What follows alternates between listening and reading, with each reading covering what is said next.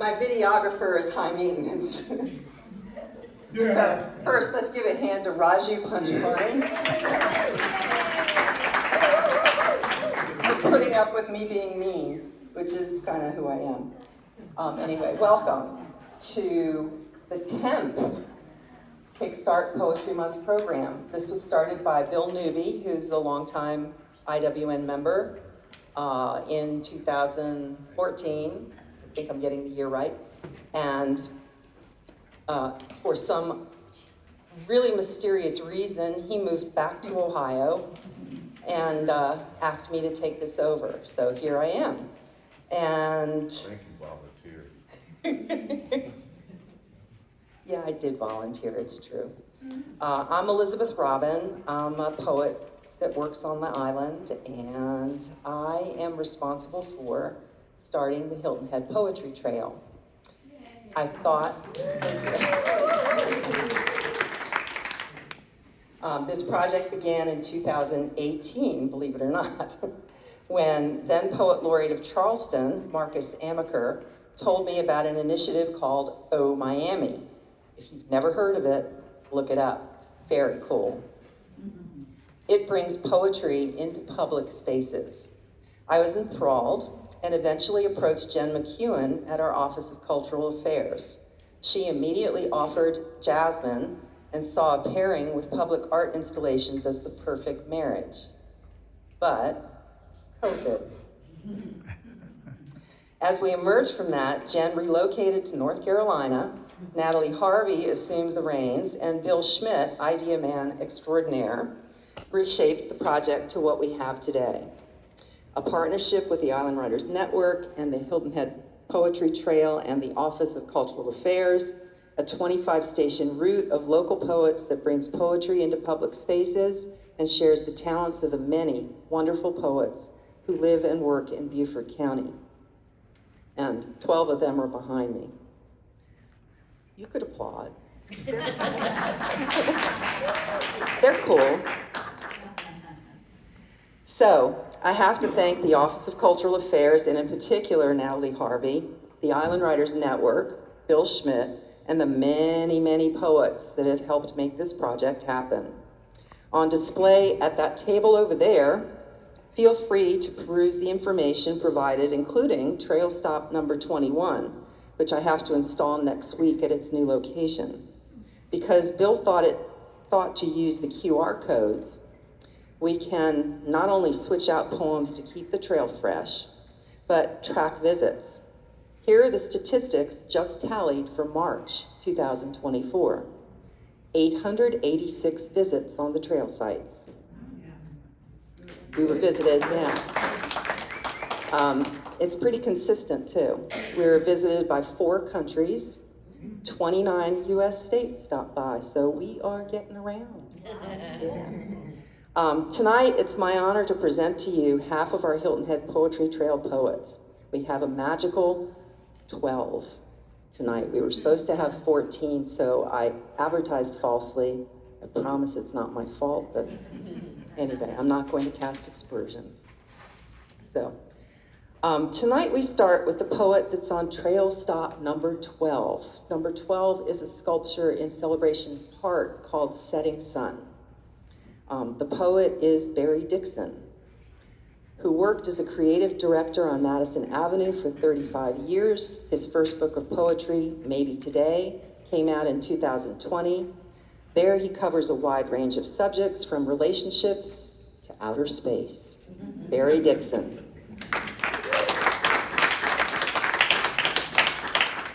Thank you very much. Good evening or good afternoon, whatever this is. I've had 2 poems involved with the Poetry Trail. One's coming down, and one's about to go up, and I'm going to do the new one first, the one that's about to go up. I picked the year 1945 because of the alliteration, 45. The actual year I was born is classified. Barry Dixon, 1945, dash. The instant you are born, you get a dash. A reminder the day life begins, that one day it will end, guaranteed. Joe Jones, 1966, dash. Jennifer Kristen Rabinowitz, 2024, dash. Somewhere in the county seat, a very willing clerk sits ready to write a year to the right of your dash. Michael Jackson, 1958, dash, 2009. You cannot have your dash removed. There are no dashectomies. You cannot get rid of your dash by living a good life. Sorry. One man does not have a bigger dash than another man. Rich people cannot cheat death by buying more dashes. Bill Gates' dash is identical to the dash of the bag lady you passed on your way to work this morning. Nothing personal, but your dash is worthless. You cannot sell it for 1 penny or auction it on eBay. Are you a Christian? You cannot be saved from the dash. A Jew? 5,800 years of history have not removed one single dash. A Muslim? All the passion and intensity on earth will never delete your dash. A Buddhist? You have gained great wisdom. Guess what? You still have a dash. So as long as there's an empty space to the right of your dash, enjoy. Live, love, learn, and be nice to that other guy. Because no matter who he is or what he's done, no matter who you are or who you think you are, I can assure you with absolute certainty that you both have a dash and a very willing county clerk. Thank you.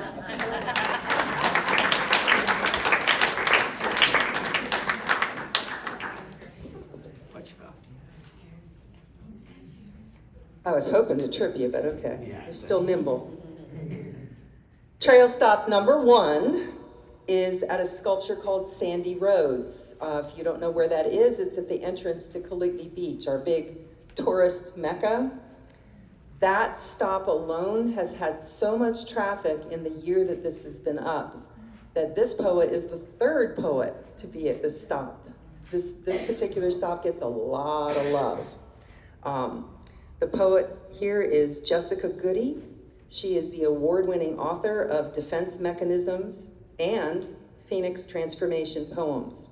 Defense Mechanisms received an honorable mention for the 2020 North Street Book Prize. I give you Jessica Goody.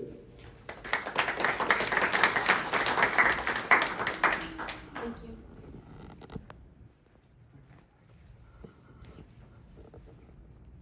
I have always been drawn to the ocean, and much of my poetry is inspired by nature, especially the sea, which is why my first poem tonight is called Beachcombing. The water is bitter and refreshing. Its white froth flashes and flows about damp ankles like swirling dancers' skirts. Shells bedded in glittering silt are washed awake by a breaking wave. A cold handful, like unearthing Aztec ruins. A clod of coral, rough and fascinating against sensitive fingertips. Beach glass like shards of broken pottery. Cockles, cones, olive shells, cold and porcelain smooth in the hand. The architecture of turrets and tunnels, spiral stairs and crenellations, Gothic spires boring into the sky.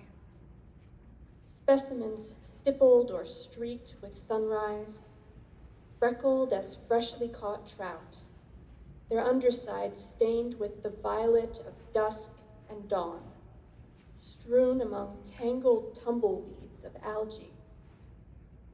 Satisfied, the beachcomber trudges, stumbling back up the dunes, bearing a pocketful of marble-cooled seashells, heaping sand.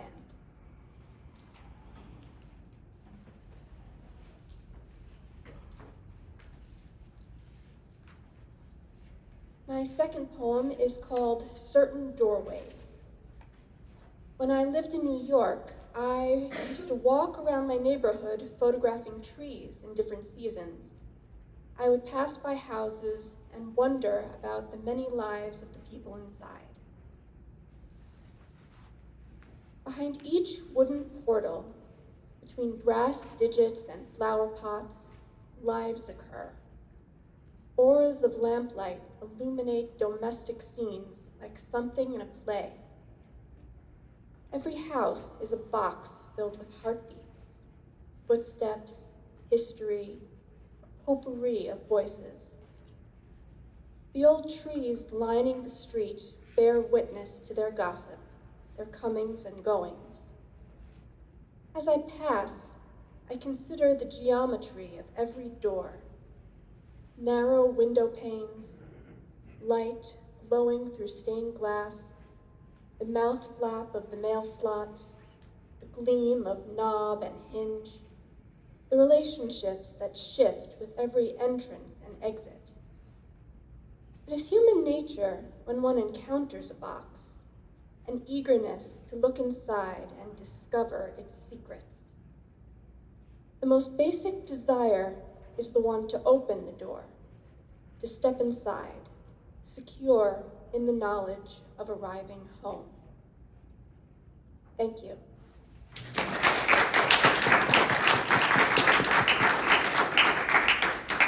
I've missed hearing you read, Jessica. Thank you. Lovely.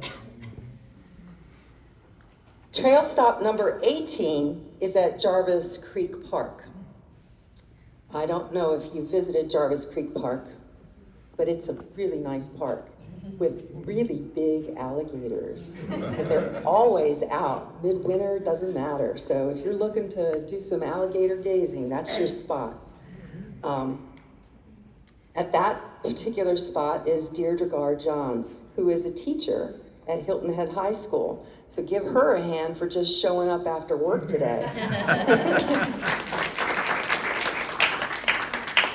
Nature is an inspiration and poetry is a first love for Deirdre.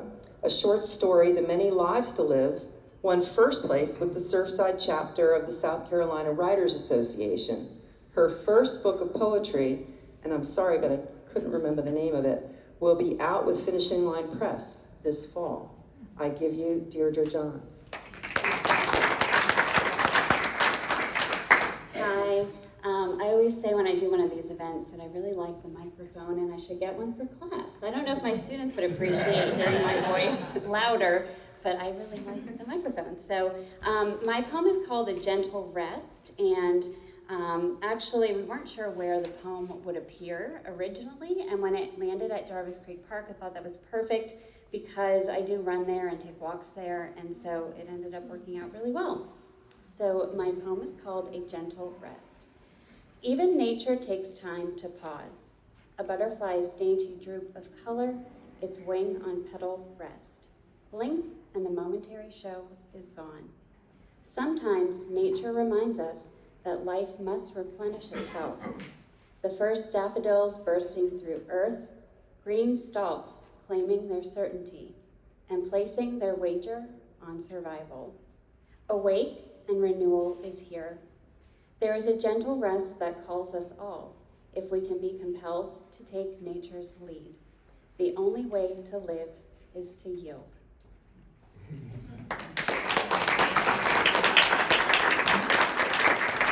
It's a great last line.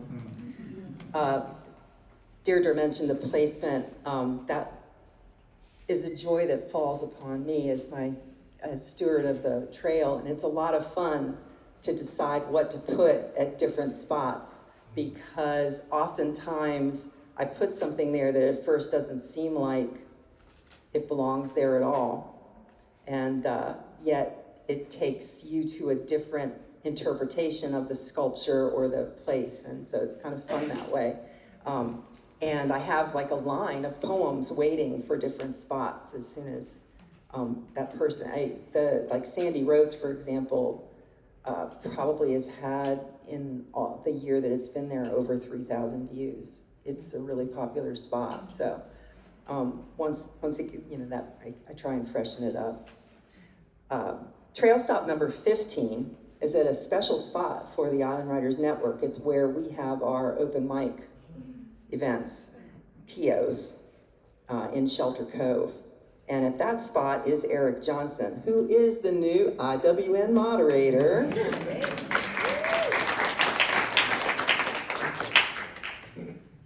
I think he writes poetry because he enjoyed a career in New Jersey as a technical writer and editor. His novel, Run to Win, and his contribution to Journey into My Brother's Soul both draw from his experiences growing up in Philadelphia.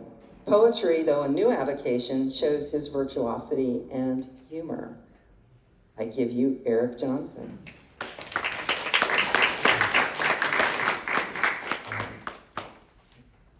Thank you, Robin.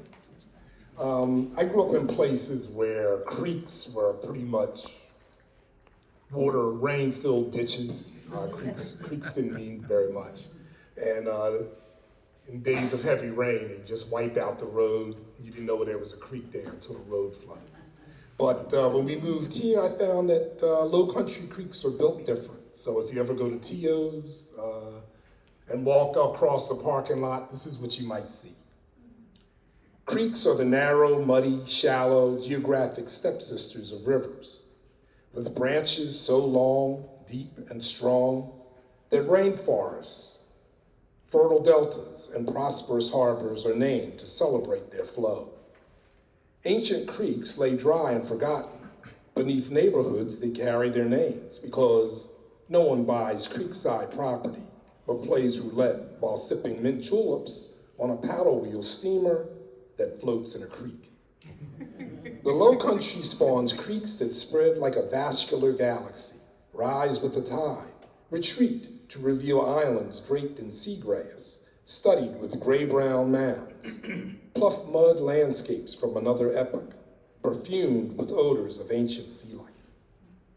Marshlands sprout close to the sea and leave deep harbors for ocean vessels, the good life painted on a wide stern. Look west across broad marshes towards sunset fires burning, orange sunlight melting through a lace of clouds. A tidal paradise drawing light from sounds, Calabogie, Port Royal, St. Helens. Gullah voices ask God's spirit to flow. Living waters brim with shrimp and crabs, and daydreamers in kayaks guided to ensure no one escapes the warmth of her embrace. Distracted by dolphins in shallows, a bird on the bow. This emerald world flaunts roseate spoonbills, pink plumage. Herons extend their necks, strut along the water's edge, lift skyward, glide across the surface, perch on an unseen shore.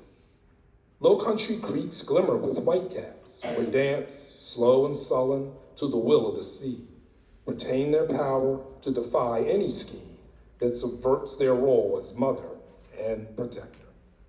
That's it.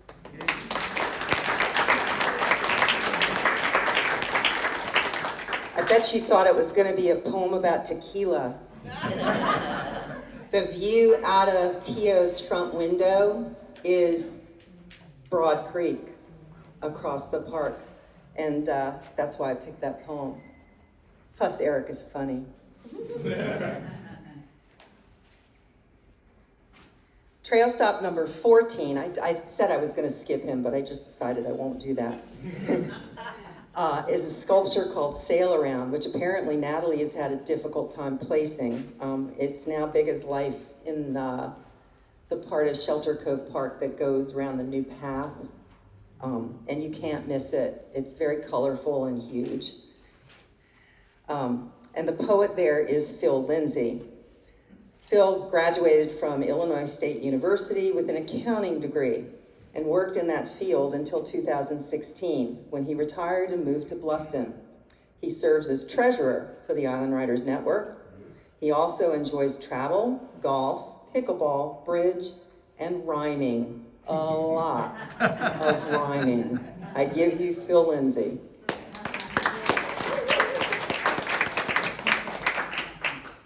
Thank you. I also had 2 poems on the poetry trail for a while, but Robin decided that one need not be there anymore. It was on a door at a liquor store, so yeah. Anyway, the one I have it's called Buoyancy, and I actually wrote it for my daughter, Carrie. She's the captain of a sturdy ship, her journey a lifelong trip, sailing through eternity under yellow skies on a purple sea. The yellow skies reveal her ardor, searching for her inlet, her harbor, where she can drop the anchor without hostility or rancor, stay forever or just a day if on a whim she sails away, to search for yet another place where new adventures she'll embrace. Sometimes storms impede her course, fill her journey with remorse. Thunder sounds a deafening roar, obscures her vision. Lost it. Obscures her vision, hides the shore. Lightning bolts around her flash, as if to call the captain brash, for thinking that she has control over purple ocean's vitriol. If ever she regrets her plight, when midnight storms, when yellow skies turn dark at night, and midnight storms result in loss, she rights the ship and bears the cross, waits patiently for dawn to break, and the sun through last night's rain to make a rainbow that will show the way to steer her sailboat that day. She travels a tempestuous sea, lives life with hope and dignity, starts each day optimistically, the epitome of buoyancy.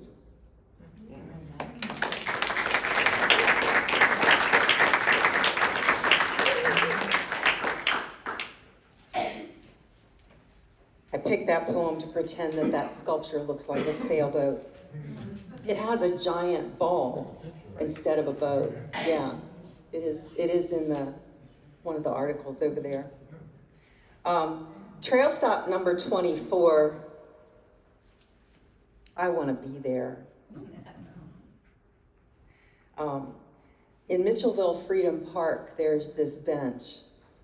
The bench is there because Toni Morrison, who is a goddess of American literature, had commented at some point, we don't even have a bench on the side of the road to mark our history as African Americans in this country. And so she started this program of putting benches in various key locations, and Mitchellville has one.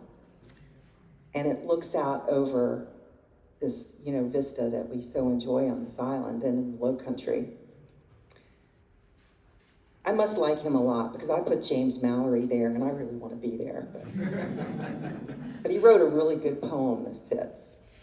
James Mallory's background includes 30 years in the newspaper business. He retired from the Atlanta Journal-Constitution as senior managing editor, VP News. He is the immediate past moderator of the Island Writers Network. He's kind of been hiding ever since. And an ACES anthology editor. Appearing tonight as a poet, by day he writes noir detective mysteries set in his Detroit hometown. I give you James Mallory.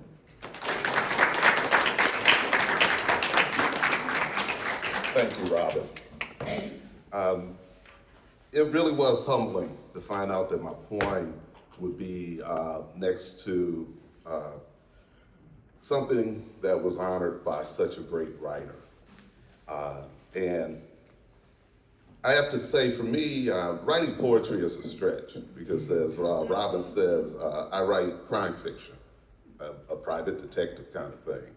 And this poem was really a stretch because it is really different from other poetry that I write. But The Beautiful Couple, which appeared in the 2021 edition of our anthology, Ripples, was inspired by a Gullah artist, Sabri. And the name of her painting is Blissful Journey. And that's what this poem is tied to. She's radiant in her white, billowing dress, a matching wide brim hat, her hands clutching a royal blue bouquet. It's her day. He's a dandy, his hat cocked jauntily to the right, a blue 5-button match jacket matching her flowers, an arm draped across her shoulder, a hand gently touching her arm. It's his day.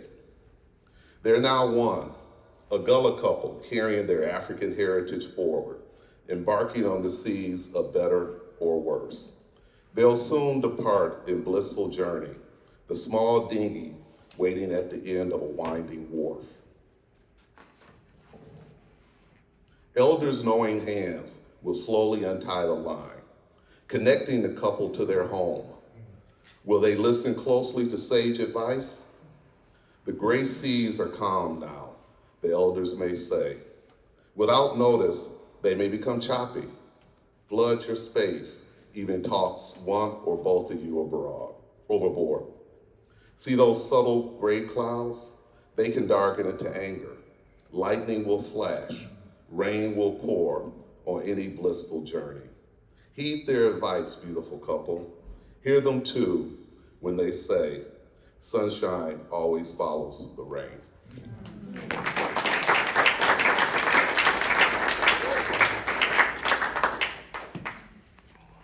One of the options that we have with the QR codes is using audio versions of the poems, not just print versions, and also some are video versions. And I would encourage James Mallory, if he has not yet done an audio version with that voice, you oughta. I'm sure your granddaughters could coach you. Yeah, well, we did coach it, I guess. Yeah, it'll be good.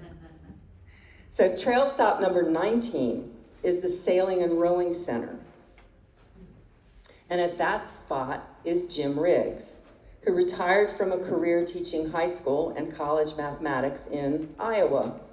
He is a nature photographer who loves to capture the beauty of wild places. That aesthetic appears in his poetry, making him the perfect selection anywhere canoes and kayaks launch. I give you Jim Riggs.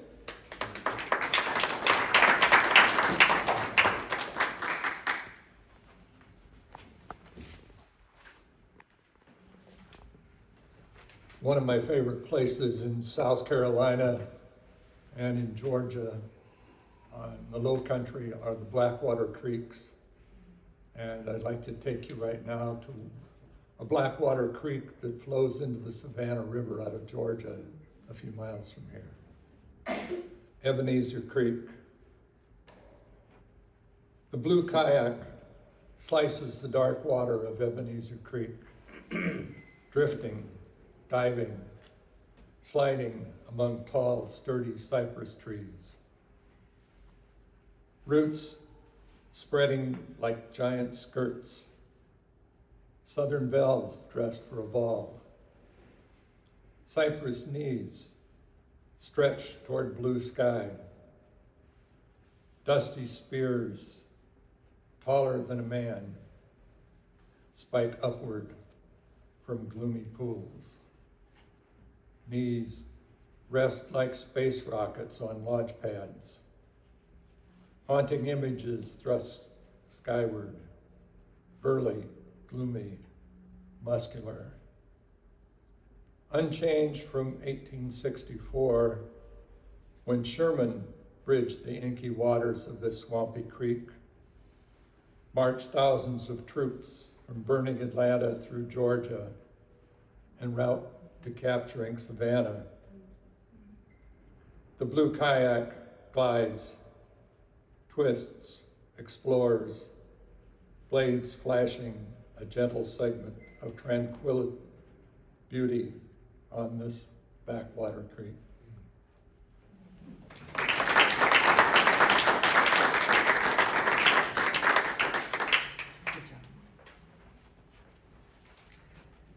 Okay, this one's fun, because this is yet another person who claims that she's not a poet. But here she is. Trail stop number 16 is Zion Cemetery. And at that spot is Susan Diamond Riley, who is a young adult fiction writer, and her fourth book, Sea Devil's Demise, launched last month.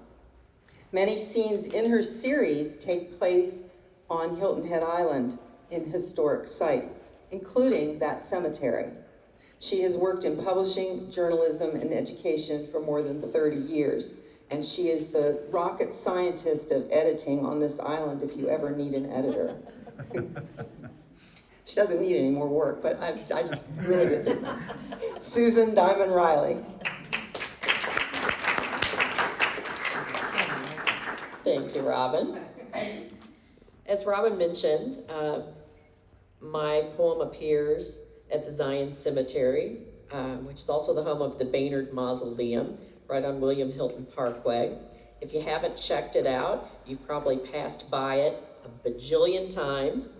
And what's fascinating to me about that place is that so many things have happened there. Of course, you know, people go there and visit now. At Halloween time, you can go hear ghost stories there. But things have been happening there since the Revolutionary War. Major things have happened there. And so that's why I chose that spot for to be a significant part of my book, The Sea Witch's Revenge. But this poem I wrote knowing that it was going to be hosted at this cemetery. And it's called Tell My Story When I'm Gone. After the initial sorrow, the final goodbyes, but before the memories begin to fade, tell my story. Names and numbers on cold carved stones say nothing of the lifetimes buried beneath. Gather the young ones to hear my triumphs and losses, what made me me, for they cannot remember what they never knew. Teach them to sing my favorite songs.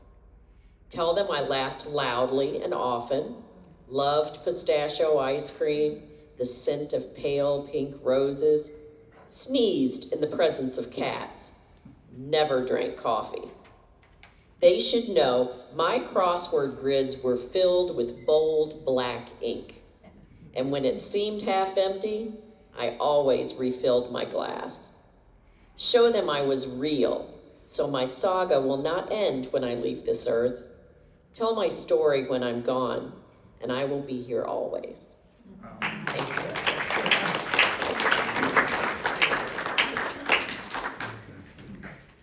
So next up is Elizabeth Robin. She can't really introduce herself. It's too weird. I'm at trail stop number 11, which is a sculpture called Poppies that sits at the entrance to Veterans Memorial Park. And when Natalie Harvey offered that location for the poetry trail, I was equal parts exhilarated and really nervous because that's a sacred space. And I grew up in the Navy. I never served in the Navy. I was a Navy kid. So, I understand some things about that life, and my father was a veteran of 3 wars, about being a veteran that many may not. So I decided if anyone was going to take the heat for a poem at that spot, it was going to be me. And interestingly enough, in my first book, I have a poem I wrote about. This book is all about writing poems that are homages to the various, I guess I should call them the dead people in my life. And this one I wrote for my parents, who were both veterans of the Navy. That's where they met. And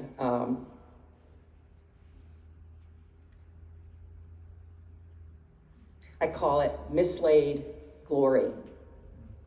I shake one in each clenched fist, pom-poms cheering on a parade. I wear red, white, and blue apparel, a teensy-weensy flag bikini, or a cape swathed over a t-shirt whose iron-on applique displays my superhero-sized Old Glory.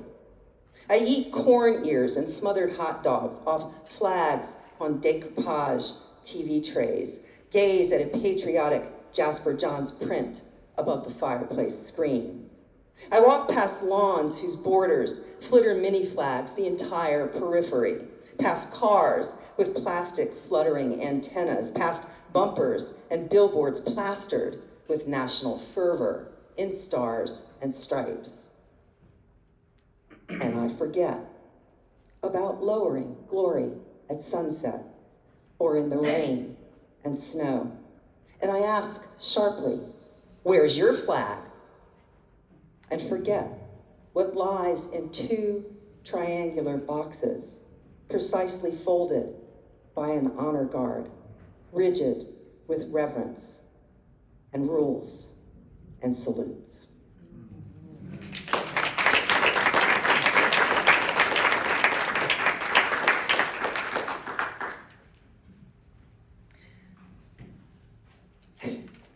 Okay, this one's weird because I don't even know which one she's gonna do. This person is right now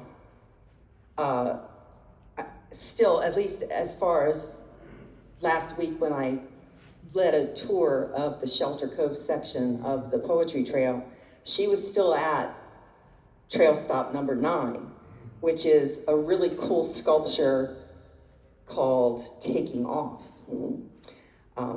But she's going to be going to trail stop number 21, which is at an eating location that I can't say because I'm not sure we have permission there yet. And it's not installed because in fact, number 21 is sitting over there. That's the real sign. And right now, what's on 21 is the other gentleman who couldn't come tonight, Alexander Yukas' poem For the Restaurant That Never Put the Sign Up. I will not mention that restaurant either. I'm not that kind of girl. But anyway, his poem is on it, so that's who you would scan. Was that confusing enough for everyone? This poet is Denise Spencer. She's really good at clarifying everything, so she'll unmuddy the whole situation, I'm sure. She relocated from Michigan and most recently worked as CEO of the Community Foundation of the Low Country before retiring to run her own nonprofit, Philantopics. I think that's a really cool name, by the way. I've never told you that. During this time, she has developed a penchant for writing poetry, often elegantly simple pieces about everyday routines and homespun skills.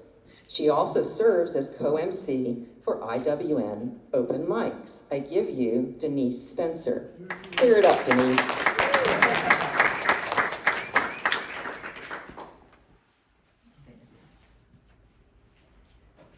Well, the problem is I didn't start writing poetry until about 4 years ago. And so there are a lot of things I haven't learned how to do yet. And one of them is to know when to stop editing a poem. So the poem that is either still there or has come down is called Nestlings, but the one that you would see there or would have seen there is not the one I'm going to read you because I've modified it already. So this is called the Nestlings. The lagoon sits in stillness outside my window. When the azaleas bloom, sweet bluebirds nest in the old box, nailed to the tree, perched on the bank. As autumn arrives, bluebirds depart, and I perch alone again on the bank of the lagoon. I'll have no more nestlings of flesh and bone. It is too late in the season. Nonetheless, there is urgency in my heart to sustain my flock, even now, long after they have flown. Blankets must be crocheted, recipes passed on, drawers refreshed with rosemary soap, generations of photos labeled, family tree branches filled, memoirs recorded, and a portfolio of poems penned. I adore the dialogues over coffee and fruit that nourish the lessons that must be shared before this season ends.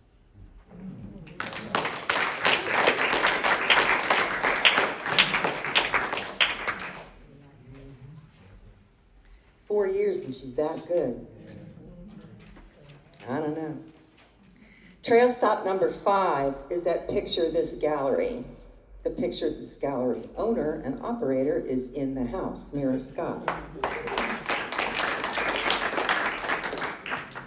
The poet there is Diane Valeri, who was honored by Writer's Digest as a 2021 National Contest winner under the pen name Miss Marty Pants, which is very hard to say right unless you do it slowly. Valeri has written 10 children's books in a series called Big Words for Little Nerds. She describes herself as a storyteller, seer, and scribe. I give you Diane Valeri.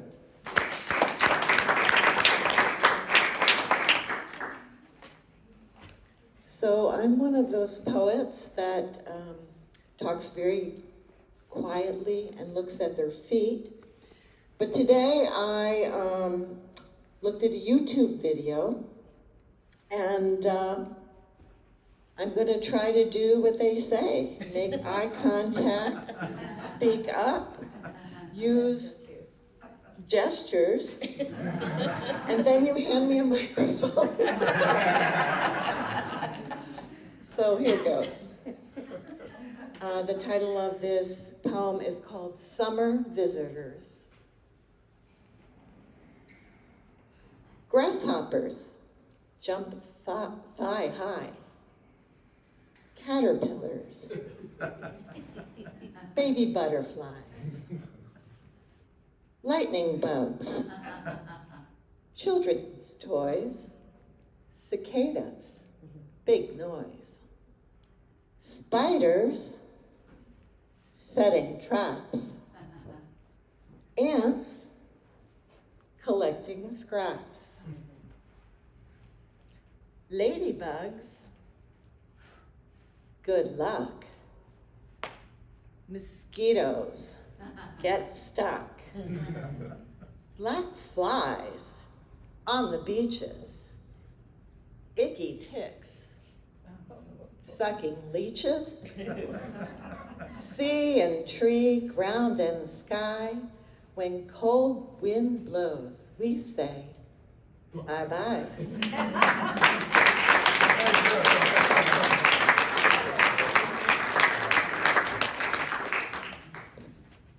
We're lucky we have this microphone. They didn't set this joint up the way we thought. I just happen to have it in my car. Trail stop number 23 is the greenery that has the cool store and stuff on 278. And at that spot is Kyle Zabatsky, an artist first. She left Midwest. Why is that so hard to say? She left Midwest roots for low country inspiration. Much of her writing and art is influenced by her affinity for wild adventures, like llama trekking in New Mexico or bicycling cross-country 3,000 miles.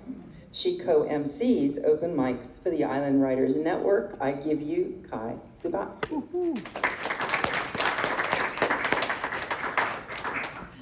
Thanks, Robin, so much.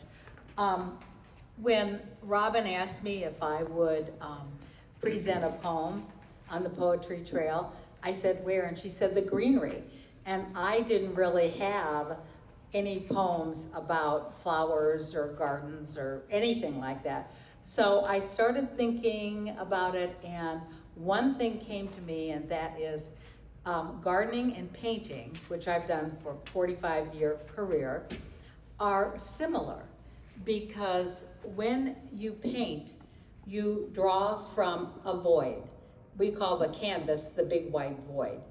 And you're staring at it and you have no idea what's going to come out from it. But then suddenly something sprouts and it goes from there and it grows. Well, when you garden and you plant a seed, there's nothing. And then suddenly it sprouts and you have beauty. So this poem was an intersection of gardening and painting. And it's called The Still Life. Beauty calls from nothingness. Earthy notes saturate my nose. Remembrances of mud, forts, and pies. On sore knees, I dig warm dirt, damp from coastal storm. Field ants scatter from buried nests. Pink nightcrawler is rehomed. Seeds tumble from packets into shallow runways. A short season of sleep. Embryos awaken. Bees gather for the opening act. From fuchsia fields abloom in June, the painting anticipates its subjects. Flowers in a crystal vase is born.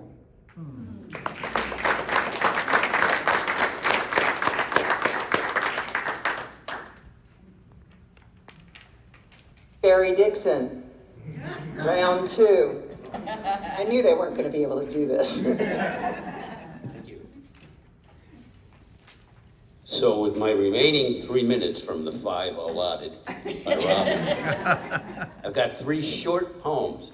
And the first one, it's National Poetry Month. We got all these poets and all these wonderful poems. Where does it come from? I have several poems that try to explain that, and I picked the shortest one to share with you. The poet's existence. There is stuff stuffed into the unconscious.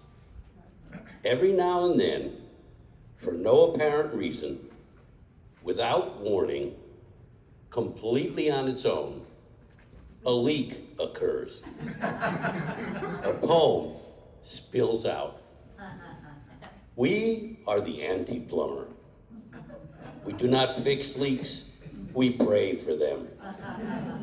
This is the life of the poet, just wandering around, trying to spring leaks.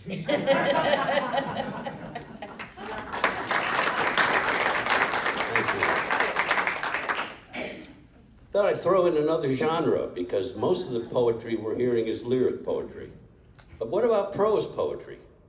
Is it really poetry or is it prose? I say it is, but we can argue that, but not here now. This is a prose poem that's not only a prose poem, but it's actually written in the form of a letter. And here we go. Dear Citibank,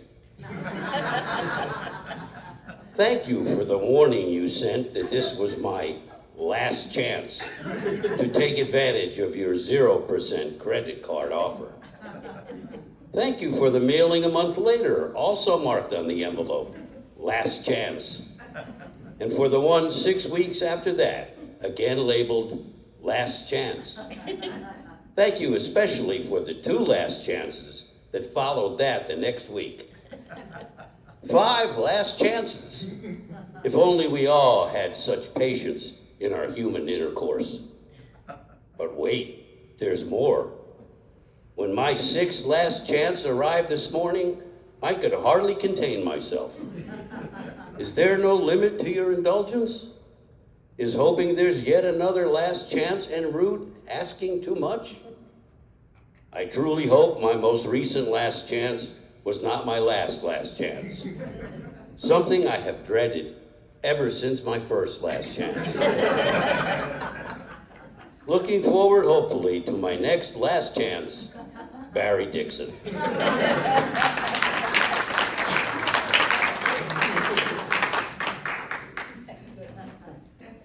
And this is the other poem that was on the trail. I think it's coming down now, or it might still be up, I'm not sure. But when this poem is done, I will sit down and shut up, and this poem will tell you why.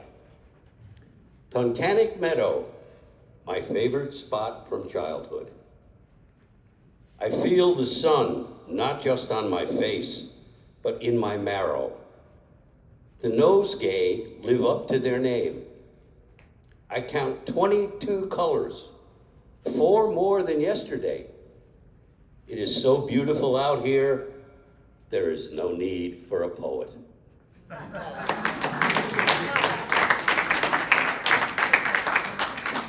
Thank you for coming, everyone. I don't know how that happened. That was close. Still trying. Isn't he fun? And sets it up so the rest of us really should just go home. I don't know. No room for a poet. We got more turns. Next up is Deirdre Johns again.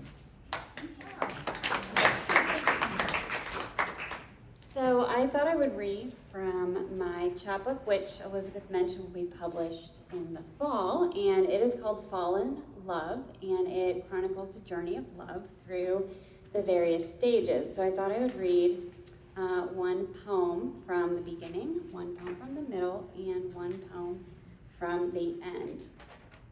So the first poem is called The Beginning of Something.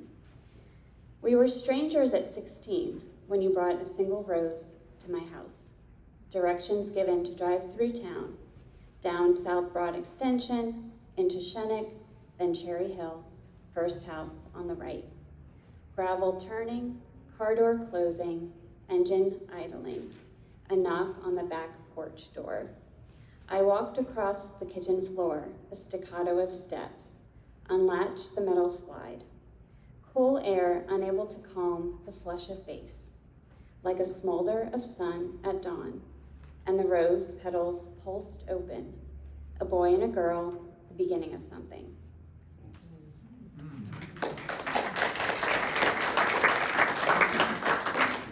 And then from the middle is when you become comfortable with your relationship. It is called Rails to Trails. This 10-mile stretch weaves between sycamores, whose brown and green mottled leaves remind me that life and death can exist in one breath. A dry stream that used to carry coal from one town to the next is an empty vein. Wooden posts guard this dry ditch, waiting for water to soothe its core. I wonder if the parched soil feels its loss. We never make it more than 3 miles. We rest against the posts. You give me a hug like a tightly knotted bow. Maybe you are afraid I will fall open if you let go. I squint through the naked trees, willing to give me a glimpse into their emptiness, and try to remember when some life lingered between us.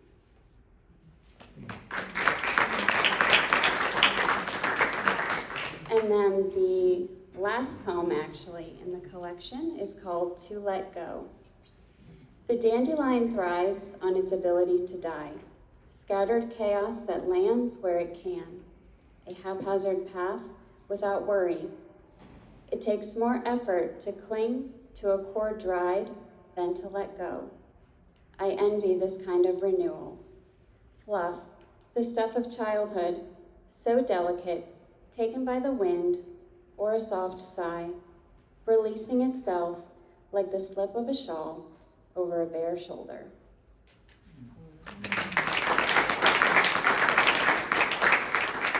That's a beautiful image.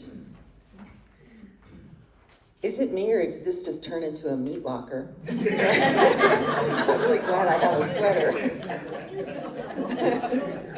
Yeah. Next up is Eric Johnson.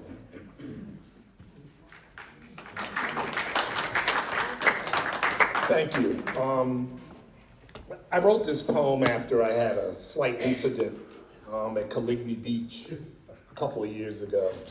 And I read the poem to my critique group, poetry critique group, and Miho Kennis, who seems sweet and nice, has kind of a wicked sense of humor. She said, well, you know, you should rewrite this from your wife's point of view. And I mentioned that to my wife, and she says, yeah, you could call it, he was stupid to run. So, I'll read that another time, but this is from my point of view, which I kind of prefer. Running on the beach. I took a long run on sand rubbed smooth by the retreating tide. Southerly winds against my shirtless back, glistening with the residue of strength and perhaps even youth. I strode past men casting long lines into the sea, napping dogs, and children filling day-glow green buckets with sand. My morning run complete, I stood knee-deep in the waves. Salt water massaged my calves. I watched the horizon arc toward the Horn of Africa. I took relief from the sun in a nylon sweat lodge that raised my temperature slowly, like a blue crab boiled over low heat. I ate a bacon and egg sandwich, warm grease, soon salted with regret. The day dissolved into nausea, head-jerking slumber. Blood seeped from my brain, dragged me by the neck into tremulous shakes and shuddering convulsions. Delirium interrupted by screams of terror, desperate cries for help, out of place on a sun-blessed beach, where the sea had evaporated and the white sand had changed places with the sky. Concerned faces surrounded me. My wife anointed my head with ice water and prayers of recrimination.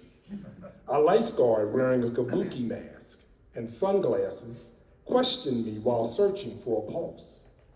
What is your name? What day is it? Can you walk? I answered each question correctly, except for the last. I sensed my body being rolled on a long beige carpet, a once fearless athlete transformed by the Carolina sun into a cautionary tale.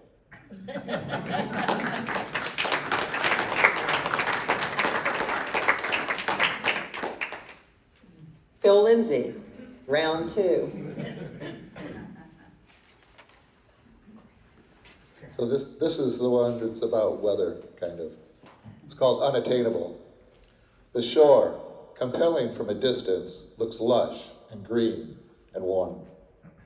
From closer up, it's less inviting. Remnant driftwood from a storm covers beaches, seagrass, shells, and secrets kept she never tells of all the travelers that have tried to harbor there and all that died. More ships and sailors come each day, though some give up and sail away. Some persistent wreck their ships, blown into coral reefs that rip, gashes in each hull and heart, remains lie broken, far apart. The sun-swept skies and gentle breezes push and pull the wispy clouds. The dark black storm clouds gather quickly, rapidly approaching shrouds that soon will join with lightning, thunder, and mortal winds that blow asunder, bow from stern and sail from mast. How long can weary sailors last?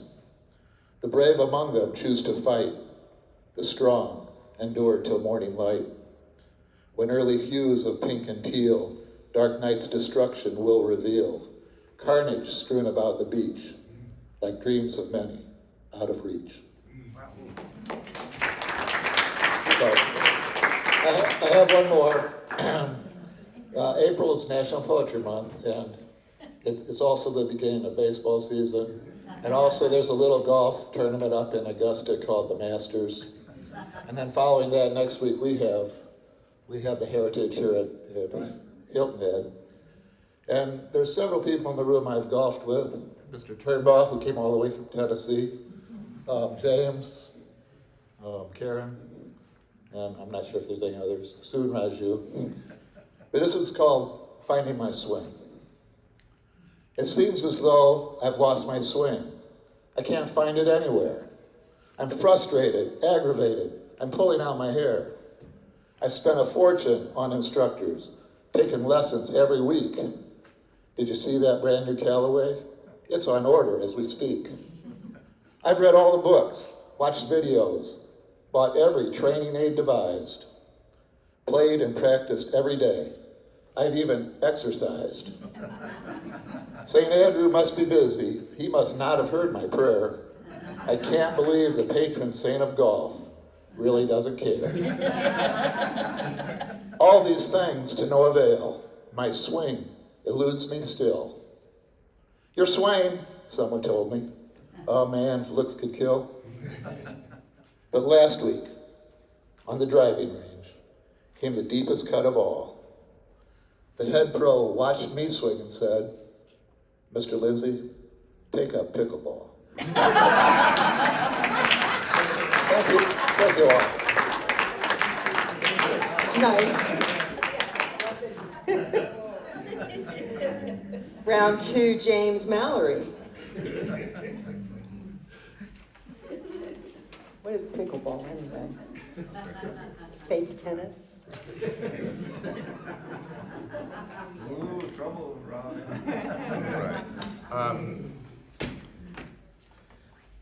My foundation for writing actually really goes back to high school, where I was inspired by the writers of the Harlem Renaissance and also at that time the contemporary writers of the movement that came out of the late 1960s revolutionary era. And when I write poetry, I still tend to go back to that foundation. And lately, I've been using it as a conduit for frustrations that I have when I read the news or hear the news. And the 2 points I'm going to read are based on that. Some people call it opinion poetry, some call it commentary.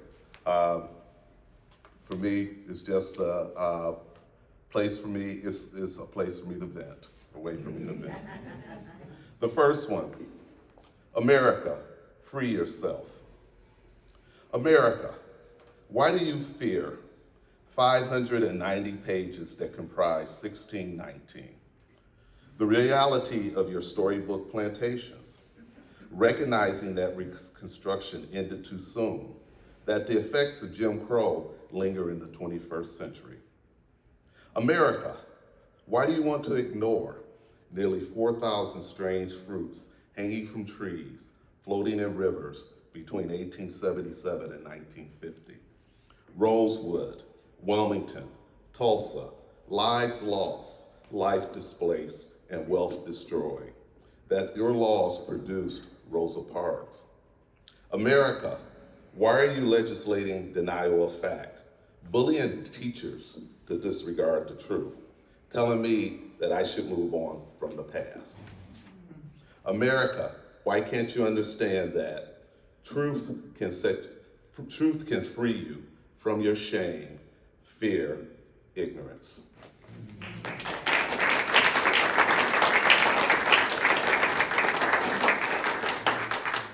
The second one was inspired in many ways by some of the young people who took on the school board in Beaufort after, 97 books were banned. And this one is called Babies, Books, and Guns. Ban books, but not AR-15s. Protect the unborn, but not innocent children from being riddled with bullets. Little ones walking from terror in single file, tiny hands clasped together. America loves its babies, yet lets them lay on gurneys, torn apart by projectiles meant for war. The right to carry is more important than a child's right to live. Wrote offers of thoughts and prayers to families who will have fewer, if any, celebrations, birthdays, graduations, weddings. Survivors attend school learning to duck and cover. Adults remove books created to expand minds, but not bullets designed to destroy delicate bodies. America, where's your anger? How many more babies must die before we stand up to the gun lobby lining pockets of craven politicians, quick to remove books from schools, but not assault weapons from our streets?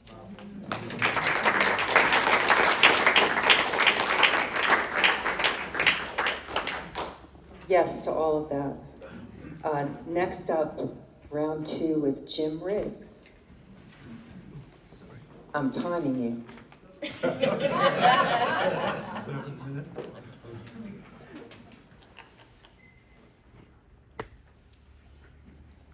I wish I'd written that, James.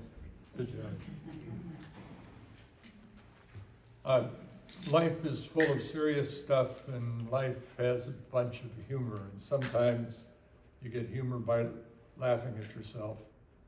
I'd like you to take to take you from this coast to the far coast, off the coast of Washington and San Juan Island, back in the years when I used to be a nature photographer. Fox in my lens. San Juan Island, coastal prairie, great light, windswept Douglas fir, rugged, shaped by ocean breezes, so ornate. I aim my telephoto lens, fine-tune a great composition. Camera steady on my tripod. Spot meter on the grass. A perfect exposure. F22 at 1.3 seconds.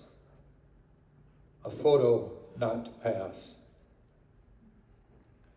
Too long to trip the shutter by hand, I use the camera's time exposure mode. Click. Whoops, it's too late. I realize it's still set at 26 seconds. For the group picture, I had just put myself in the day before. Oh well, I have time to study my composition. I like it. Wait, motion. What is that? A fox. He is big, he is close. He is the color of grass, light golden red, shiny black nose, white chin and neck, dirty black lower jaw, pointed ears, black lips, pointed ears, black tips, pointed toward the man with tripod and camera. What a picture. Will he stay? 15 seconds before the time exposure clicks the shutter. Great photo, don't move. Beautiful bushy-tailed fox, eyes alert. Glorious setting. Exposure a bit too long, 1.3 seconds. But the fox is very still, looking right at me. Then he moves, 15 yards up the hill. He stops, looks back. 5 seconds left on the timer. Still a good picture. Up and over the hill. Gone. Click. Click, says my camera. Very nice picture of coastal prairie, windswept Douglas fir. Superb picture of red fox, left in my mind and on my paper notes.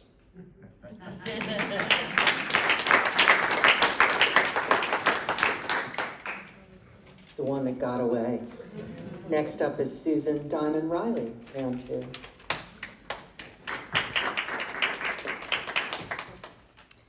I'm going to venture a guess that, like me, most of you are not originally from here. Most of us have come from someplace else. And when we come here, there are a lot of new things. There's new food, there's new scenery. There's one thing that I found to be divisive, though. Does the smell of pluff mud appeal to you or not? This is my take on it. That familiar smell hits at the Low Country Bridge arched high over falling tide. Inhale deeply, embrace the earthy tang, marsh grass and salty sea.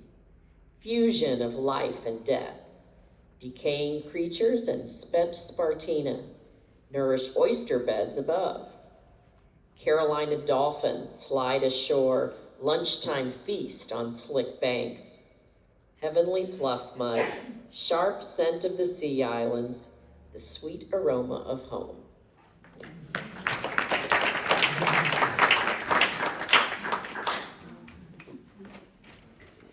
It's my turn.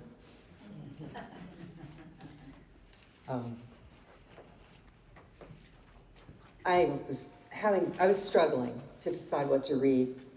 Then I remembered that weather is the National Poetry Month theme, and you know how we writers, everything turns into a strange metaphor for something entirely different. With me, that's always the case. But I saw this movie, it came out in 2017. It's a documentary about an artist named Andy Goldsworthy.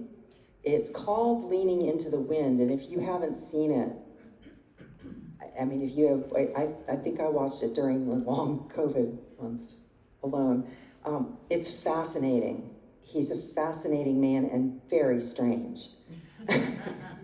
And he does things with placing himself in nature to create art. And I loved it. So I ended up with this poem that turned into something else. Andy Goldsworthy's Art Lesson. To survive low tides, clams have to bury deep into the Bay of Fundy, but every memory brings the tides rushing back, whisking sand away. I watch Goldsworthy place himself in nature, lie down in the rain or snow, create self-outlines that disappear as he rises, to sleep inside a stone, cut walkways through rock walls, crawl through a hedgerow, or sway a tree to rain pollen. He decorates the fallen, highlights Dutch elm disease scars outlined in yellow leaf applique, the massive rifts rending deterioration in snow or woven sticks in bright red, green, gold leaves. The repurposing repositions decay. I admire his point of view, but I have no one to tell. I need to rattle trees, struggle through thorny bushes, flaunt wounds, lay down color lines, lean into prevailing winds, and even when they blow me down, dig in.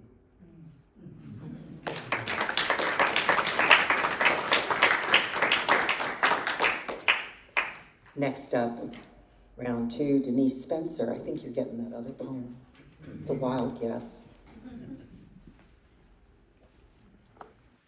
Thank you. Before I read, I want to remind you, those of you who are enjoying this opportunity today, we, the Island Writers Network, have an open mic night the last Wednesday of the month. And for those of you that are in particular enjoying the poetry of Mr. Barry Dixon,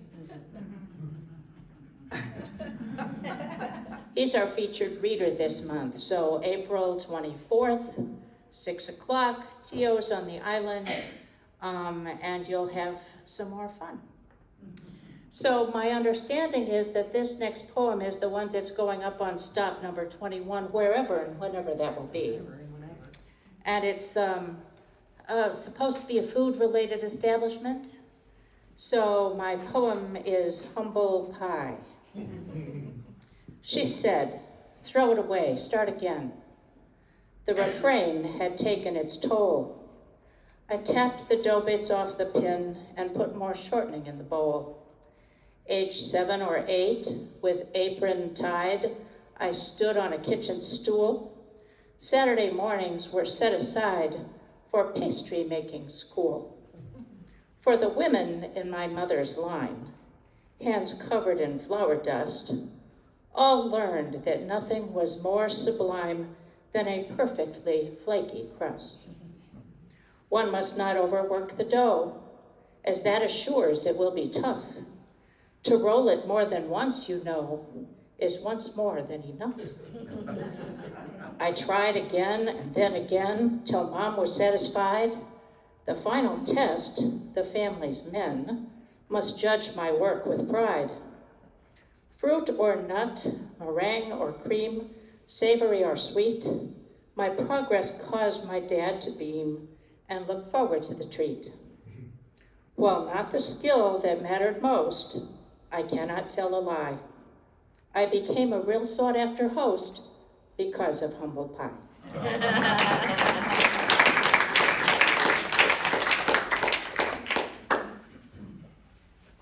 Denise is also the rhyming queen. Next up is Diane Valeri.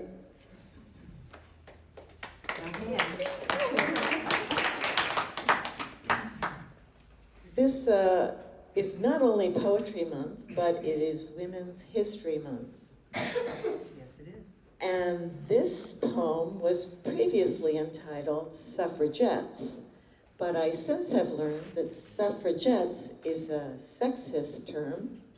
It is now suffragists.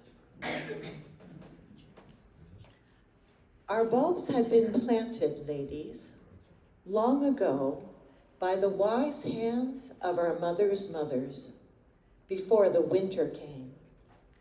No one told us in order to bloom, we had to survive sub-zero. Freezing soil chilled our essence to the core, but we flourished underground. But here we are at last, hardy with the energy of hibernation, courageously popping through cement dirt, strong, fresh sprouts, deeply rooted, opening above the frost line. From naught to magic, delicate beauty, passionate colors all, fragrant, alive, perfection, growing wild and free in brilliant summer. Our bulbs had been planted, ladies, long ago by the wise hands of our mothers' mothers, knowing winter might come again.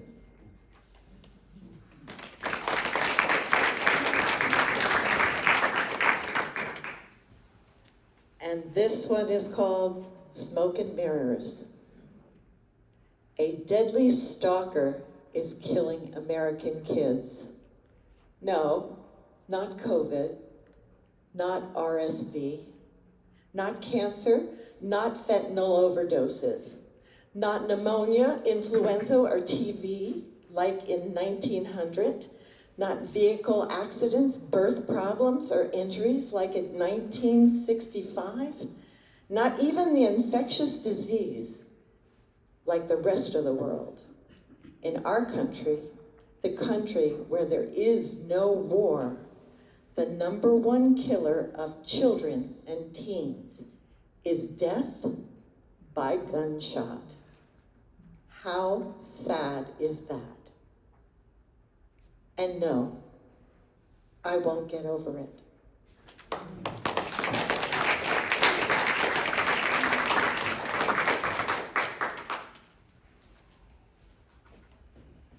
Bring us home, Kai.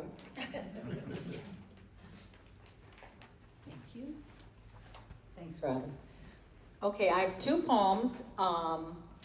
These are both about color, obviously, because I had to do that because I'm a painter. But the first one is called Umber. And if you've ever, I don't know how many of you know umber as a color, but it's a brown color, but it's not that rich brown that you get with chocolate or with a great cup of coffee with a little cream in it. Umber has a gray tone to it. It's not particularly attractive, but anyway, you might find it such after this poem. Umber. Ugly duckling of the crayon box, humble earth pigment on cave walls, misunderstood aesthetic force, or crowned redeemer of historic compositions. It kindles candlelight on canvas with brilliant burn.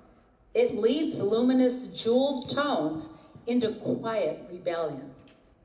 It creates mystery, darkness unloaded from brush and knife. Beloved by Caravaggio, Rembrandt, the mirror, Heroic hue? Indeed.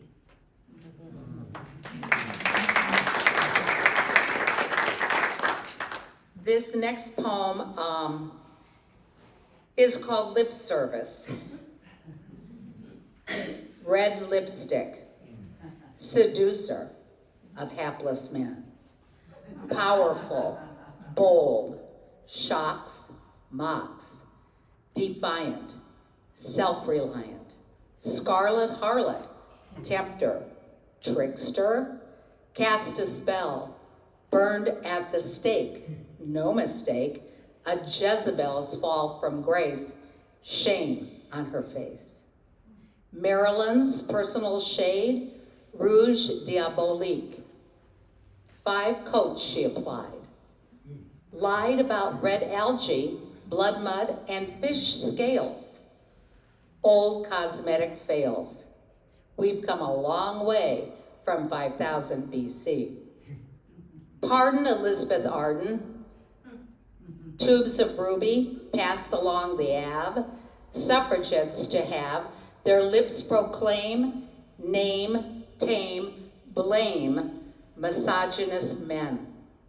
Hitler hated sanguine shrews, pouty lips, plump hips, sway, pray for a hallelujah hit, intimidation, emasculation, Aryan purity, his insecurity.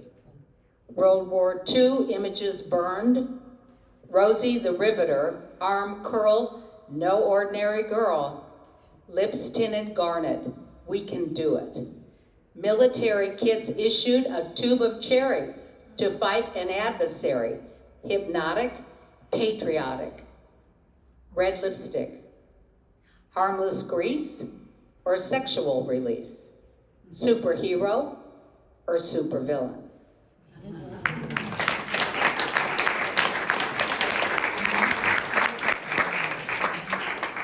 How about a round for these wonderful poets? I'm a very lucky person to get to rub elbows with people like this all the time. It's pretty wonderful to be retired and still have to think on your feet, you know? I wanted to mention a couple of housekeeping things. One is I have cookies over there and they aren't gone yet, so please, I cannot take these home. And there are a couple of waters left. Please help yourselves. And I have articles and an example of a poetry trail sign over there. If you want to play with it, please do. Including an article by the amazing Carolyn Males, who's in the house. Just wave your hand, come on. You may or may not know, Carolyn works for Local Life magazine, and she is my partner in crime, pairing art with poems that go in the magazine every month, which is a feature that they've been doing for, I'm thinking it's almost 2 years. Oh, water. Yeah. Probably 4. So it's been fun to do that, and they might continue, I don't know. There's a poem on the poetry trail at Local Life offices. They've been very supportive of the whole poetry world, but the article there is really terrific, so you might want to take a look at that. One other program you might be interested in, this gentleman over here who thinks pickleball is a sport, is going to be the MC of something called Bluffton Poets Live. He's doing that April 13th, which is a Saturday from 3 to 4:30 at the Bluffton Branch Library. It should be fun. And the library furnishes snacks, so the snacks will be a lot better than the library. So please come out and support these poets. This will be a different slate of poets, so it will be fun. Thank you so much for coming. Thank you so much for not going straight to see these guys at the Neptune statue tonight, but I know you can still catch a lot of them, so good luck with a parking space, but have fun. They're a lot of fun. Thank you so much for coming.